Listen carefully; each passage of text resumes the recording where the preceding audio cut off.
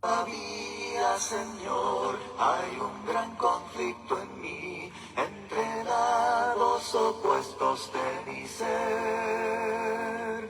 Hay un yo egoísta que no se rinde a ti, y otro yo que te quiere obedecer.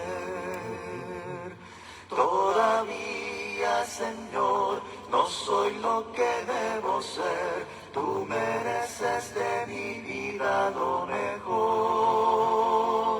Pero gracias a ti, que por tu poder y amor, ya no soy lo que era, Señor. Sin Cristo yo no tengo nada. Sin Cristo no hay salvación. Sin Cristo yo voy por la vida como barco sin timón.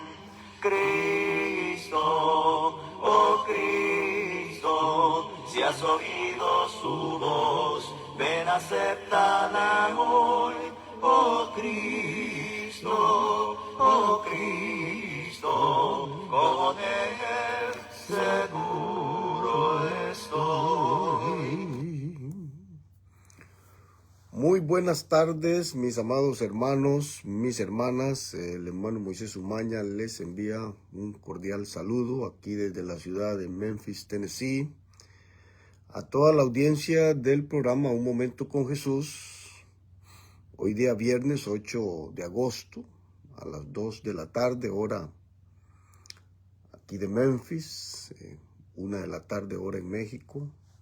Un saludo para todos mis hermanos, aquellos y hermanas a los que les llega el programa y que lo estarán mirando a lo largo de este día o de estos días. Gracias por la oportunidad de brindarme este espacio y poder continuar. Estuve fuera unos días, estuve con algunos proyectos congregacionales y alguna misión que teníamos que desarrollar allá en mis tierras en Costa Rica. Estuvimos asistiendo a algunas congregaciones allá, estuvimos dando una lección de liderazgo. También estuvimos en un campamento con una congregación de Texas. Estuvimos atendiendo adultos y niños. Estuvimos con la iglesia en Alajuelita, en Costa Rica también, edificándonos con ellos. Hicimos varias cosas con la familia. Asistimos al funeral de mi hermano también y tuvimos un buen tiempo en familia, teniendo unos días también de vacaciones. Así es que un placer volver a verlos, hermanos. Venimos recargados, venimos animados, como siempre. El programa es un espacio donde podemos edificarnos, donde podemos crecer juntos. Y eso es lo que intentamos hacer, crecer juntos.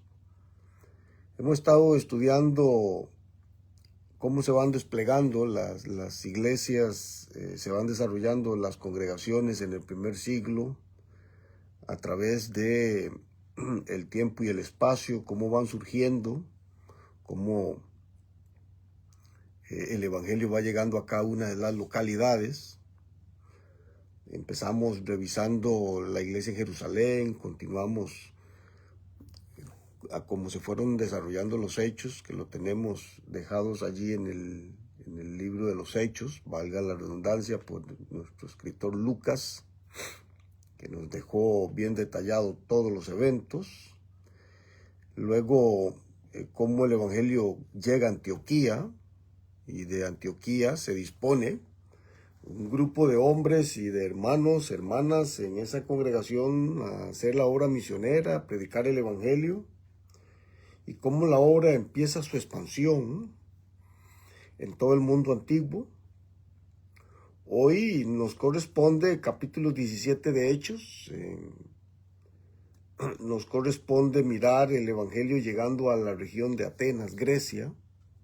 Vamos a estar allí, así que vamos preparándonos. Vámonos preparando para poder accesar a estos versículos. Vamos a estar desde el versículo 16 del capítulo 17 en adelante. Tenemos un sermón allí, el apóstol Pablo, después de observar su auditorio, los personajes que ahí tenía, nos deja uno de los sermones maravillosos. Los sermones que teníamos antes de estos escritos que Lucas nos había dejado ahí, en el libro de los Hechos, todos los sermones que teníamos eran dirigidos a personas que tenían un pensamiento teológico con respecto a un solo Dios. Pues habían sido dirigidos los sermones a judíos, o habían sido dirigidos los sermones a samaritanos, o habían sido dirigidos los sermones a gentiles, pero temerosos de Dios. Pero en este capítulo 17, el sermón es dirigido a gentiles, hermanos y hermanas, pero que eran politeístas, o sea, tenían muchos dioses. Entonces, la característica del sermón es un poco diferente a las que encontramos en los otros sermones. Pero vamos a revisar un poquito el sermón también, vamos a revisar el evento, vamos a revisar el momento, vamos a revisar también, vamos a revisar un poquito los elementos filosóficos que corrían en esta región de Atenas, en el entorno. Así que vamos preparándonos, vamos a orar. Vamos a pedir bendición a los cielos en esta hora y luego vamos a entrar en materia para poder pues tener nuestro tiempo de aprendizaje hoy. Vamos a orar. Padre bueno, Dios excelso, gracias por la vida que nos das, gracias por la oportunidad de poder juntos, por este medio, Señor, poder impartir enseñanza hacia un lado y hacia otro, porque todos necesitamos aprender. Que tu palabra nos instruya en esta hora. Y bendición para todos aquellos que vamos a estar en este tiempo y para todos los hermanos que imparten enseñanza a lo largo de estos días. Bendición y edificación para todos. Cuida a los enfermos. Cuídanos, Padre, cuando nos encontramos tristes o afligidos.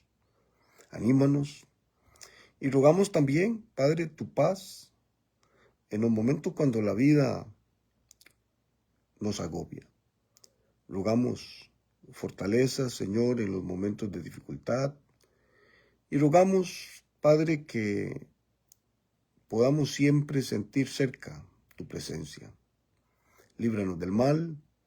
Y rogamos mucha edificación en esta hora, Señor, y en las horas venideras. En el nombre de nuestro Señor y Salvador Jesús oramos y pedimos estas cosas en Jesús. Amén y amén. Un saludo a todos mis hermanos que están enviando sus saludos. Les quiero devolver esos saludos con mucha bendición para todos. Y que el Señor pueda bendecir grandemente sus vidas, sus familias y sus trabajos, todas las funciones que puedan hacer. Llegamos al capítulo 17 del libro de los Hechos.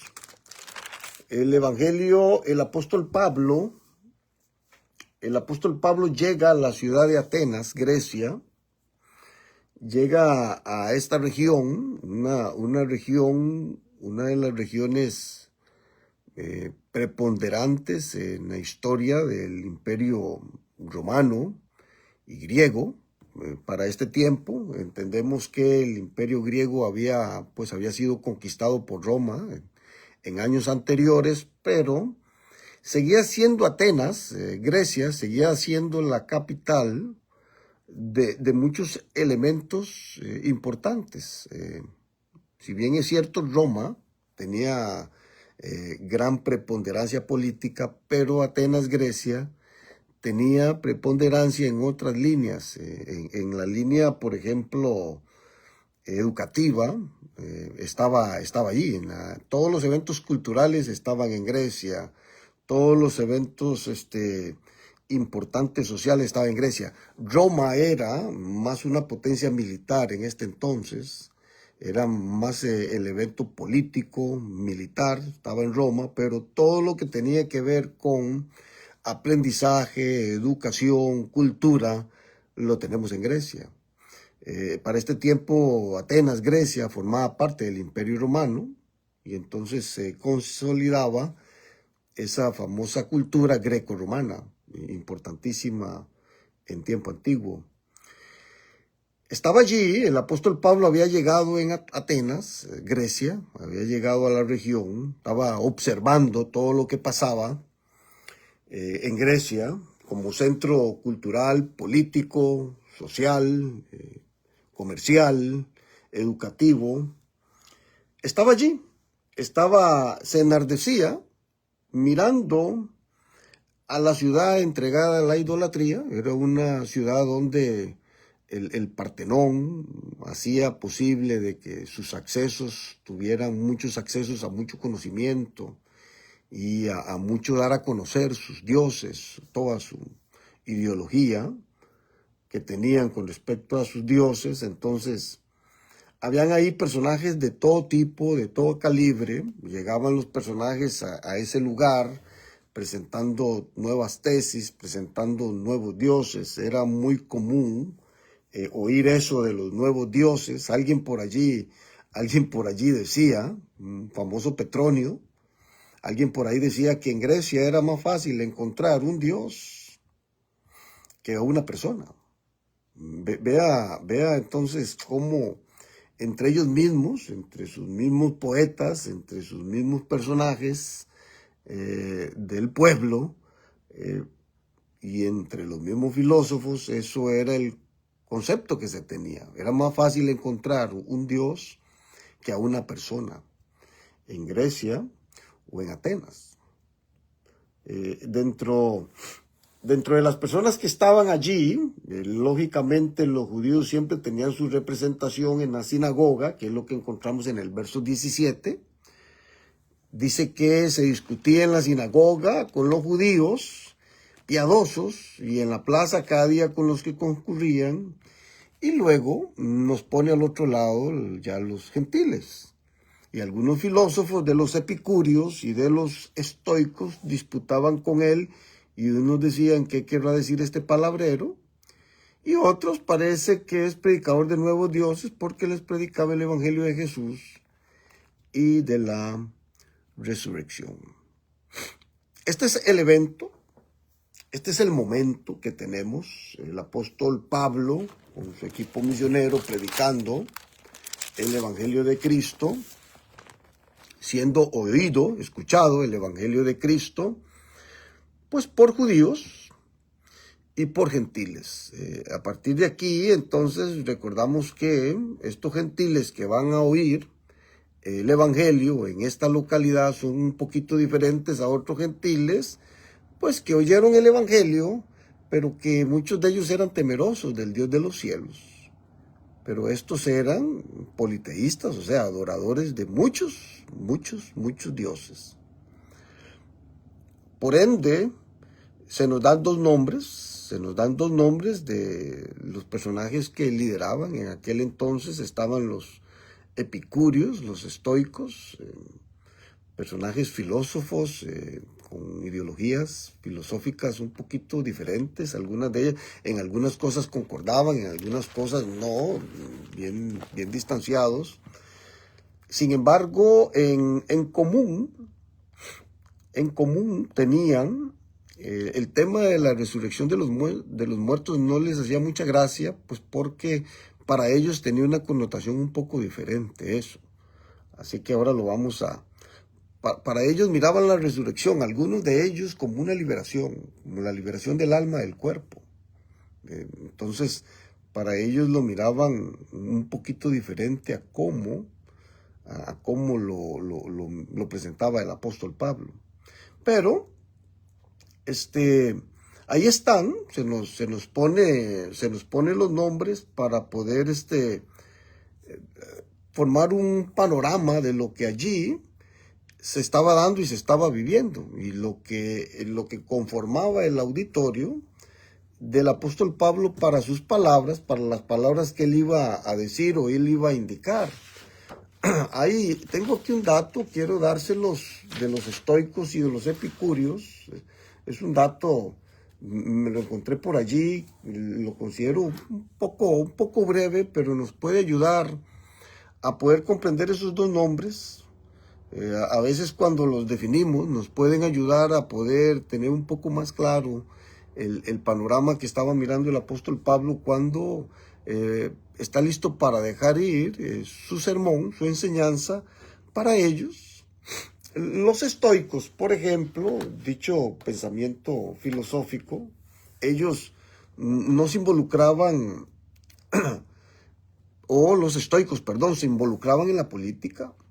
Los que no se involucraban eran los epicúreos, ellos estaban un poco más aislados de la política, y voy a ir tomando los elementos de uno y los elementos del otro para ir haciendo un cuadro comparativo.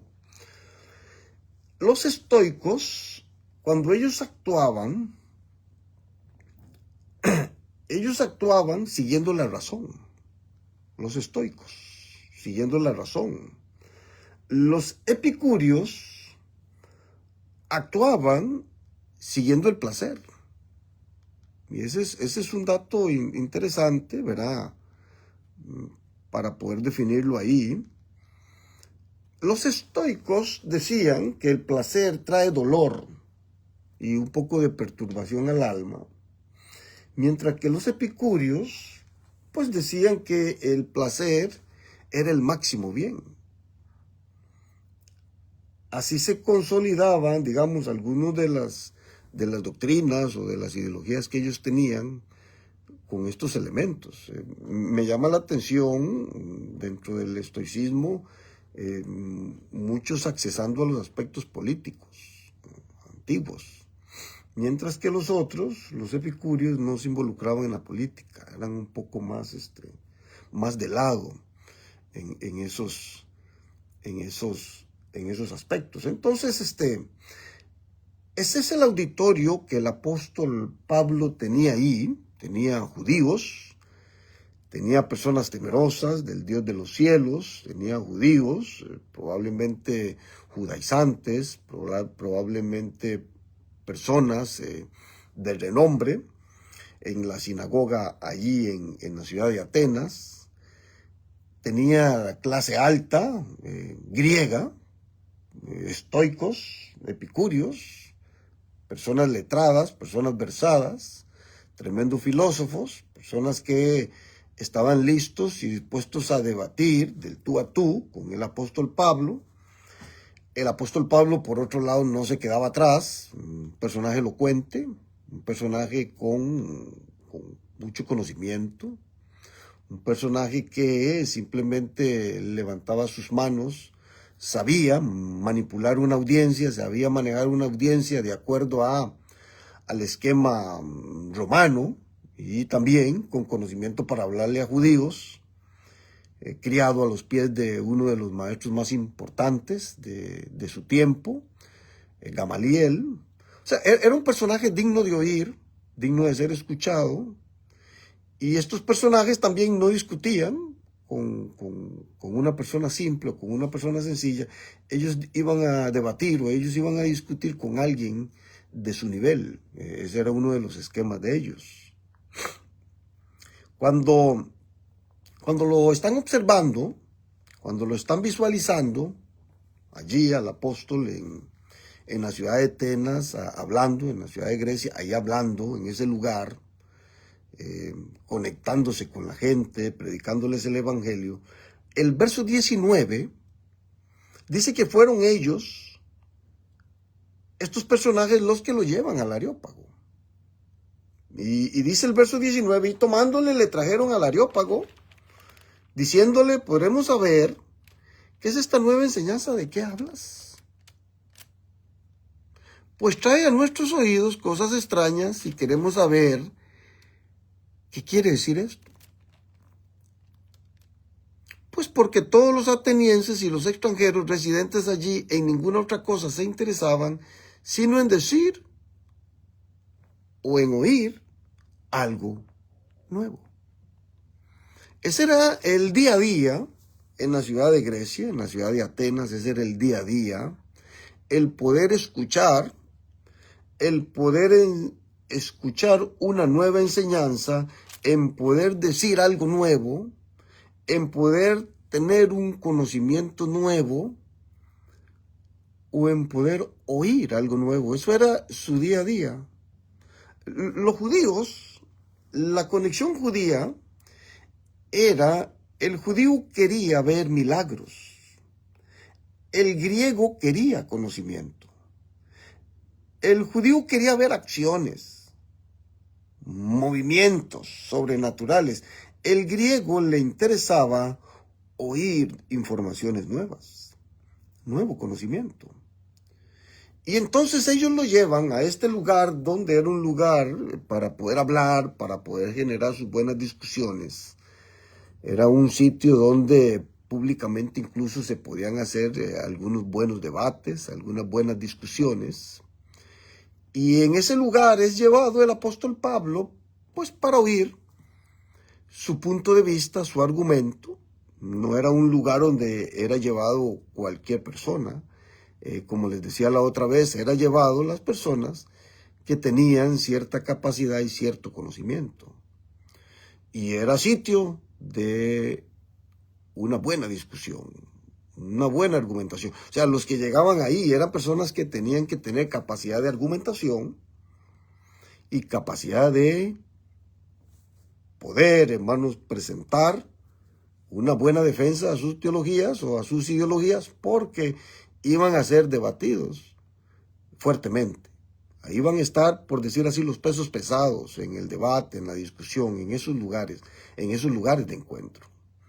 Se le da la oportunidad a partir del verso 22 al apóstol Pablo, se le da la oportunidad de poder abrir su boca y poder, hermanos, dejar el mensaje para lo cual el Señor lo tenía ahí. Entonces Pablo, versículo 22, puesto en pie en medio del Areópago, cuando llegamos y miramos la cultura griega o romana, la cultura judía, en ocasiones en este versículo 22 miramos ahora al apóstol puesto en pie ante una audiencia. En la cultura judía, cuando el que iba a hablar, por ejemplo, el expositor iba a hablar, se sentaba, aquí se ponía de pie. Es interesante la cultura. Entonces Pablo, puesto en pie en medio del Areópago, dijo: varones atenienses, en todo observo que soy muy religiosos. Y esa es la conexión. Este verso 22 nos va a presentar la conexión que el apóstol Pablo está haciendo con sus oyentes. Este aspecto es un aspecto muy importante. Siempre cuando se va a hablar a alguna audiencia, cuando se va a predicar el evangelio, cuando usted llega a algún lugar, tiene que encontrar un punto de acuerdo entre su audiencia y usted. Una de las formas es tratando de poder mirar las cosas positivas. Si se empieza a veces con algún aspecto negativo, entonces se puede terminar un poquito mal. El apóstol Pablo aquí usa un poco de lógica correcta, incluso Jesús, cuando Jesús empieza su conexión con la mujer samaritana, que estaban un poco dispersos las culturas, un poco separados por los elementos culturales, los judíos y los samaritanos, Jesús empezó tratando de poner puentes. Aquí el apóstol Pablo está poniendo un puente. El puente se lo dice cuando les está diciendo que está observando que están ellos muy religiosos. Hace eco de su religiosidad, claro, equivocada, pero hace eco de algo positivo para ellos. El apóstol Pablo había mirado, había observado todos los dioses que tenían. Había pasado por ahí una otra vez observando, detallando, mirando. Siempre digo yo, trataba de pasar por allí entendiendo y tratando de poner en su mente ¿qué era lo primero que les iba a decir a ellos? Esas primeras palabras siempre son muy importantes, siempre van a quedar. Y va a ser el acceso para que la audiencia entonces preste atención o bloquee su atención. Esas palabras hay, hermanos, muchas veces que pasan a dar un sermón y en su introducción con sus primeras palabras muchas veces bloquean todo lo que se va a decir. O a veces esas primeras palabras es un acceso para poder entrar al corazón de las personas. Entonces, esas primeras palabras hay que escogerlas muy bien. Hay que escogerlas muy bien. Hay personas que muchas veces tienen algo que decir y con sus primeras palabras mataron lo que iban a decir. Pero esas primeras palabras tenemos que cuidarlas siempre. El apóstol Pablo las cuidó, manejó aquí y les dice, observo que sois muy religiosos. Eso a ellos, cuando lo oyeron, eso a ellos les tocó parte de su ego. No solo les tocó parte de su ego, sino no se sintieron acusados, sino se sintieron también un poquito exaltados.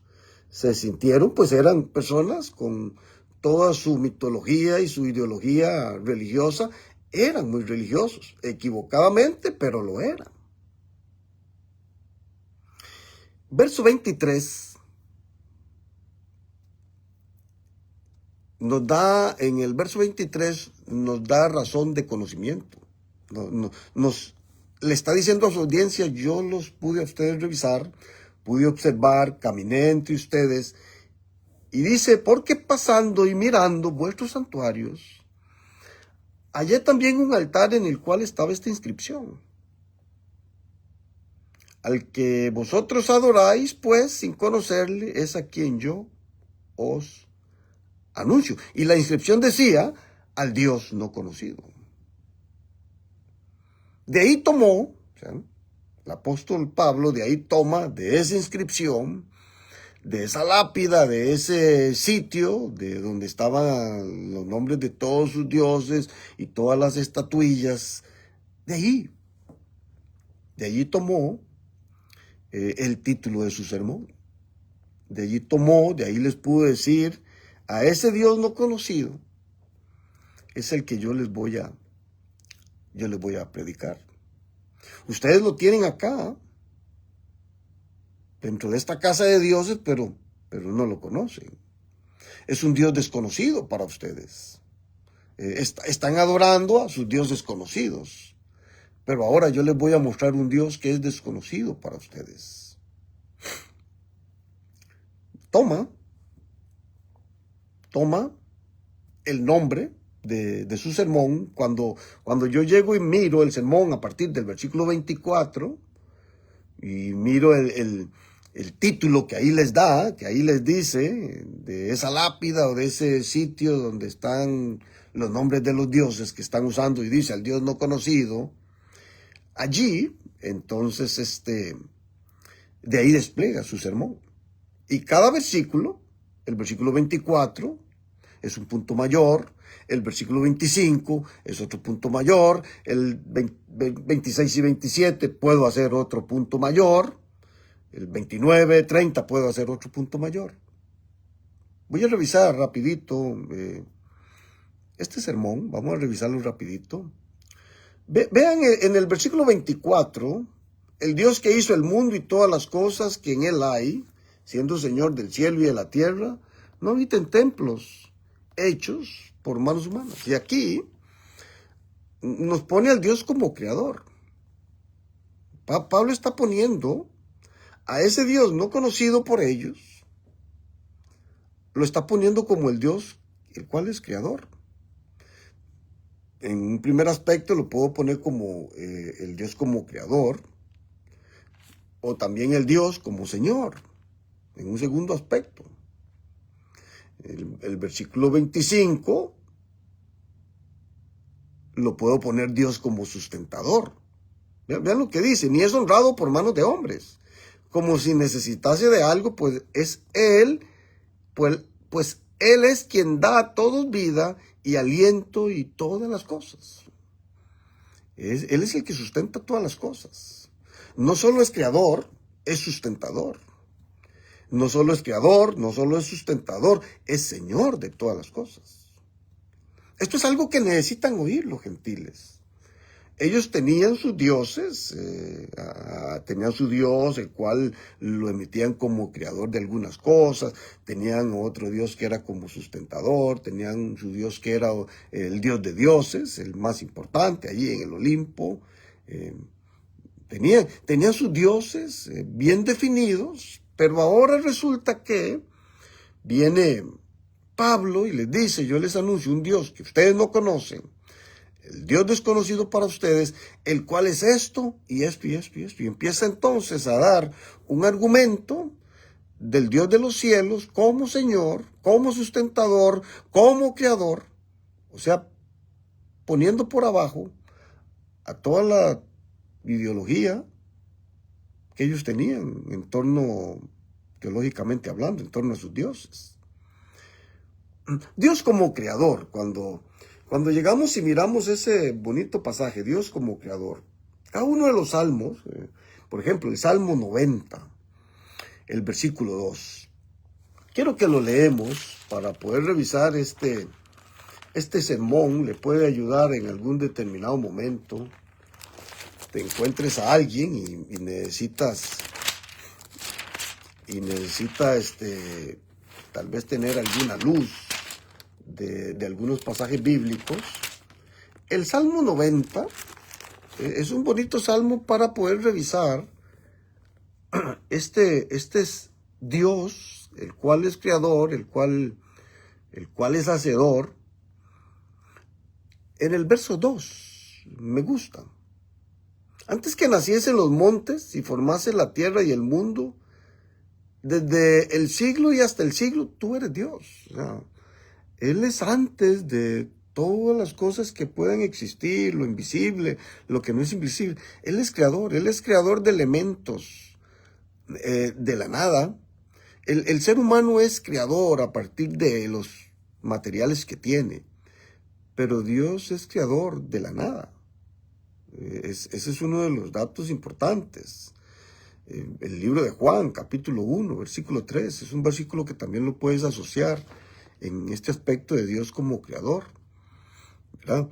Dios de la nada hizo las cosas, de la nada hizo todo lo que vemos y lo que no vemos.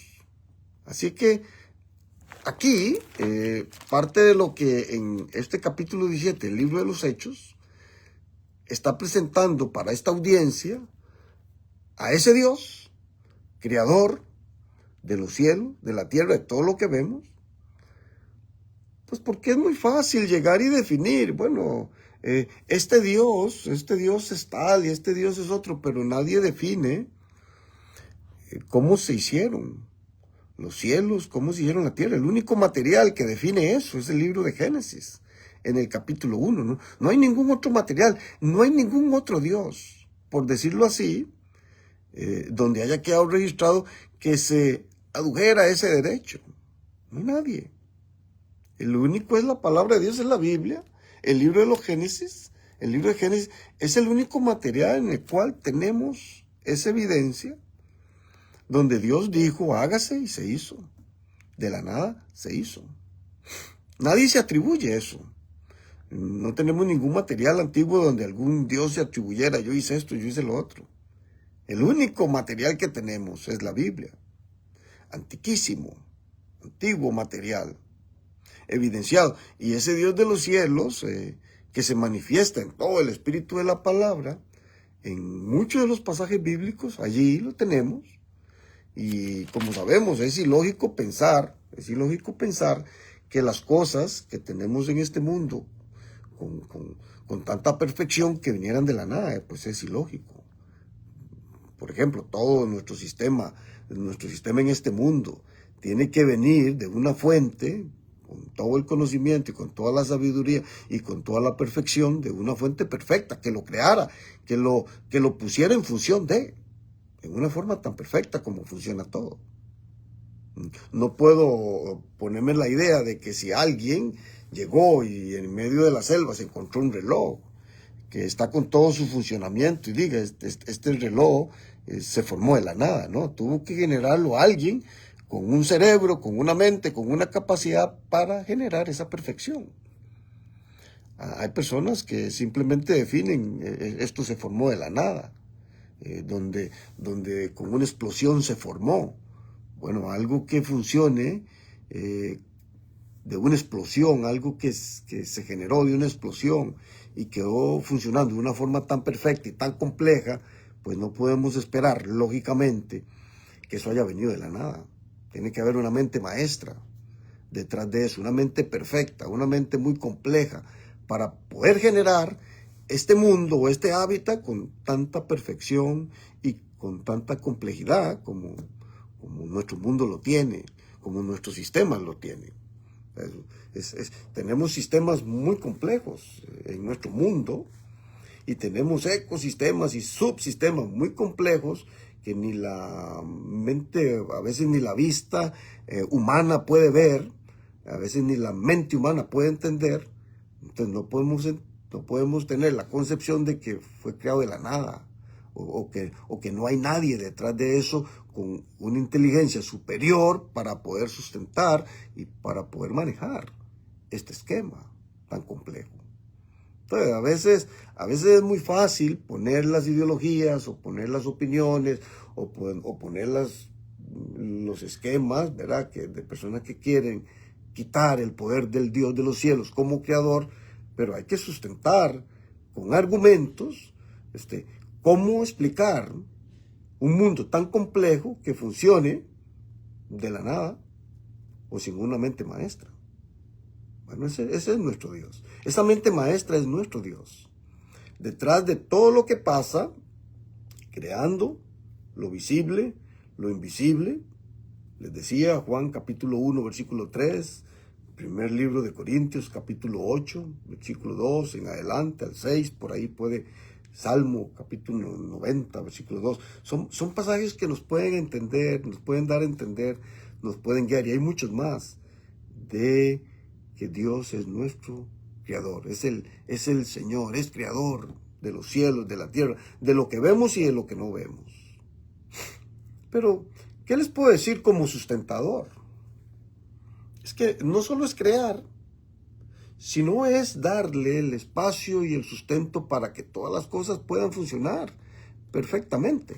El libro de Colosenses, me gusta ese libro de Colosenses con respecto a la enseñanza que nos da el apóstol Pablo en el capítulo 1, versículos 16 y 17. Me gusta cómo nos lo deja el apóstol allí, Dios como sustentador. Segundo aspecto que vemos ahí en el sermón de Pablo, en el Areópago, y dice así: porque en él fueron creadas todas las cosas, las que hay en los cielos y las que hay en la tierra, visibles e invisibles, sean tronos, sean dominios, sean principados, sean potestades. Todo fue creado por medio de él y para él. Y él es antes de todas las cosas, y todas las cosas en él subsisten. Ya. Cuando dice todas las cosas en él subsisten, esa es una definición del sustento que él da en todas las cosas. Algunos a este aspecto le llaman por qué funcionan las cosas en nuestro mundo, en nuestro globo, en nuestro planeta, en este espacio. Bueno, algunos le llaman, ¿verdad?, que él es el eje, el que maneja todas las cosas. Él es el que hace que todo funcione a la perfección. Algunos a eso le llaman la famosa divina providencia. O sea, él manejando todas las cosas a la perfección, cosas simples a veces que pensamos, elementos tales como el ciclo del agua, siempre el mismo, perfecto. La estabilidad de la Tierra, en medio del universo. Verá cómo no son grados, como cosas tan pequeñas, elementos tan pequeños, como nunca se pasa un grado, a pesar de que la Tierra está girando en su eje en velocidades increíbles, cómo no se sale, cómo no pierde un milímetro de ese espacio, cómo va ese recorrido, corre ese recorrido todos los años, ese movimiento de traslación o el movimiento de rotación, cómo es tan perfecto. Cómo la noche siempre llega a la hora que debe llegar, cómo amanece siempre a la hora que debe amanecer, esa perfección. A veces hay relojes que funcionan perfectos, pero a veces necesitan el toquecito, que llegue el relojero y pueda reparar. Pero en nuestro mundo, ¿quién hace esos toquecitos? Para que siempre todo funcione a la perfección. Para que la temporada, había una temporada, siempre recuerdo la temporada de los abejoncitos en el mes de mayo. Siempre llegaban en ese mes de mayo los abejones a la región de donde yo vivía. Cómo sabían los pájaros que andan recorriendo cuándo es el tiempo de migrar. Es perfecto, todo nuestro sistema funciona perfecto. El invierno, cómo llega, el verano, en ocasiones ciertas temporadas, cómo todo funciona perfecto, pues la divina providencia. Dios maneja todas esas cosas, Él es el sustentador, Él es el que provee todo para que esto funcione perfectamente. El sermón sigue ahí, el sermón sigue. Cuando ya nos metemos ahí en el sermón, nos perdemos un poco de la audiencia, ¿verdad? Pero no importa, porque este capítulo 17, eso es lo que va a hacer, va a predicarles el evangelio. Vea que cuando ahí les dice, en el versículo 24, 25, 26, les dice que no habita en templos hechos por manos humanas. Está tirando todo el esquema de oración que ellos ahí tenían. Les está diciendo, hoy Dios no funciona así. Les está diciendo también, en el verso 26, les está diciendo que de una sangre ha hecho todo el linaje de los hombres para que habiten toda la faz de la tierra, y les ha prefijado el orden de los tiempos y los límites de su habitación. O sea, les está diciendo tanto en este pasaje. Les está hablando del fin del mundo, les está hablando incluso de la muerte, les está hablando de que cuál es el plan de Dios que tenía. Les está diciendo, vamos a ver, me fascina el versículo 27, me fascina, para que busquen a Dios, les dice. Para que busquen a Dios, si en alguna manera palpando pueden hallarle, aunque ciertamente no está lejos de cada uno de nosotros. Ellos sentían, dentro de aquella teología que se tenía, o mitología que se tenía en tiempo antiguo, los dioses se consideraban muy distantes de aquellos que le adoraban. Incluso tenían ciertos lugares donde ellos decían, ellos ahí habitan y nosotros no tenemos acceso a ellos. Pero ahora se los está presentando Pablo, el Dios de los cielos, el Dios maravilloso, el Dios que es creador, se los está presentando muy cercano a ellos. E incluso tan cerca de ellos y de nosotros, ¿verdad? O del mismo expositor, cuando le dice, porque en Él vivimos y nos movemos y somos, como algunos de vosotros propios, de vuestros propios poetas también han dicho, porque linaje suyo somos.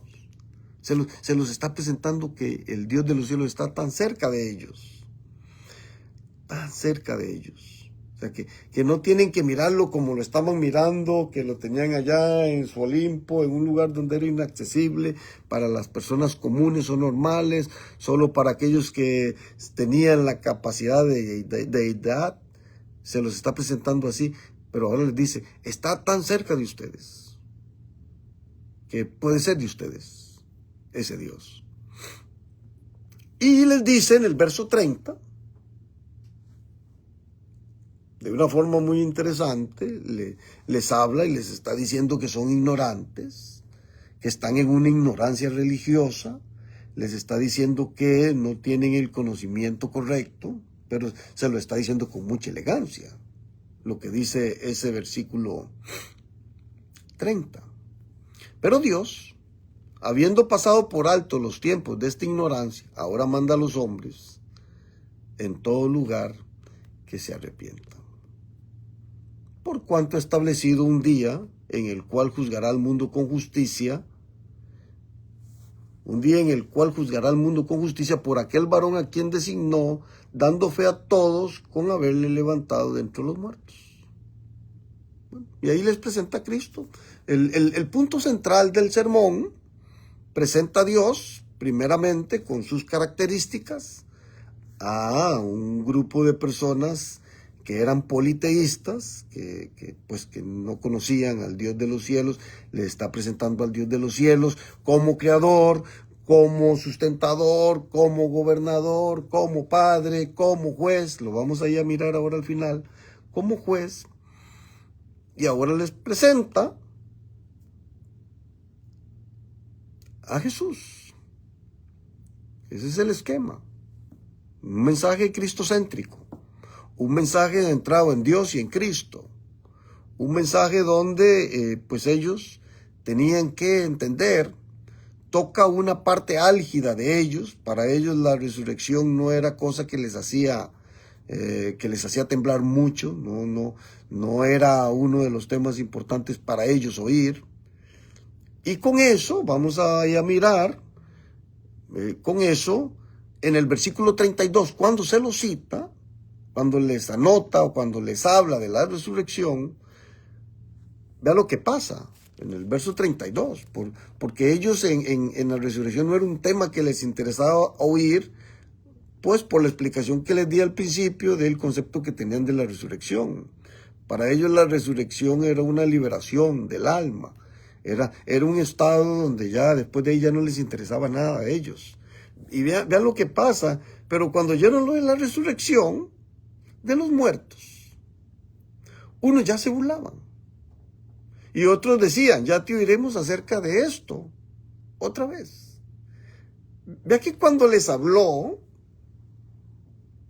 de todo, de él como creador, del Padre como creador, como sustentador, como gobernador, como padre, como juez, ahí no tuvieron ningún problema. Pero cuando les habla de la resurrección, allí ya el interés lo pierden. Y cuando el evangelio es predicado, cuando el evangelio de Cristo se predica, son los 3 eventos que aquí pasan lo que se va a dar. Lo que se va a dar. Algunos se van a burlar. Eso es normal, va a haber rechazo. Es el primer aspecto que pasa cuando se predica el evangelio. Va a haber algún tipo de renuencia, es lógico. Va a haber recepción. Algunos otros allí creyeron. Vamos ahora a mirar. Algunos otros rechazaron. Algunos otros dijeron luego. Algunos lo postergan el mensaje. Algunos no lo van a rechazar. Algunos van a decir, va a ser más adelante este mensaje, aquí lo oigo, pero más adelante quiero. Son los 3 tipos de personas que vamos a tener cuando se predica el evangelio. Los que rechazan, los que lo postergan y los que lo reciben. Y los 3 están en su derecho de hacer, pues, la disposición que pueda tener su corazón en ese momento. Es la libertad que el ser humano tiene, es la opción que cada corazón de decidir y de decir, pues es para mí, pues no es para mí, o será para mí tal vez en otro tiempo. Es lo que cada corazón decida. Y es lo que ahí tenemos a partir del versículo 32, cuando escuchan que el Dios de los cielos ha establecido un día en el cual va a juzgar al hombre, ¿verdad? Con justicia, cuyo juez viene a ser Jesús, Cristo, el Señor, a quien le había levantado de entre los muertos. Se burlaban, postergaron el mensaje, y en el verso 34, los que creyeron, mas algunos creyeron juntándose con él, entre los cuales estaba Dionisio el Areopagita, una mujer llamada Maris, y otros con ellos. Son las 3 cosas que pasan cuando el evangelio se predica y cuando el evangelio se predicó en la ciudad de Grecia. No tenemos en la ciudad de Grecia, ahí en Atenas, no tenemos una conversión definida. Tenemos el ejemplo de los que creyeron.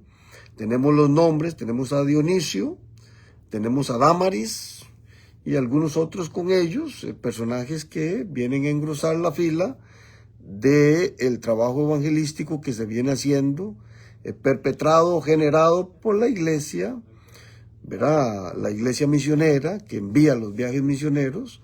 Entonces, todos estos son frutos del trabajo misionero que se dispone enviar, la iglesia que envió a los equipos misioneros y que envió a Pablo, que envió a Silas, que aquí los tenemos predicando.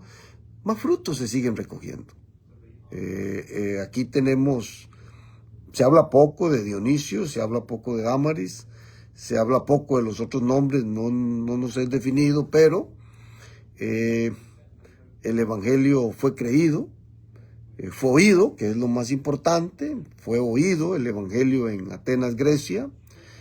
El evangelio tiene que ser predicado donde sea, en lugares donde hay temor de Dios, en lugares donde no hay temor de Dios, en personas que creen a Dios, temerosas a Dios, en personas que son ateos, o en personas que tienen ideologías erradas, falsas, equivocadas en torno a Dios.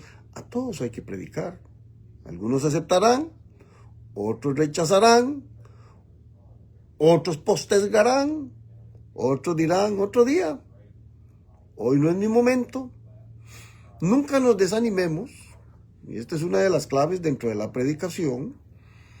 Nunca nos desanimemos de aquellos que rechazan. Nunca nos desanimemos de aquellos que postergan. Y a veces nos alegramos mucho con aquellos que creen. A veces los que creen, tiempo después rechazan. A veces los que postergan, llegan y dicen, hoy es el día. Y a veces los que han rechazado, años después dicen, es el momento. La palabra nunca, nunca, nunca llega vacía cuando se enseña. Y cada corazón decidirá cuándo permite que esa palabra accese al corazón del hombre, al corazón de ellos.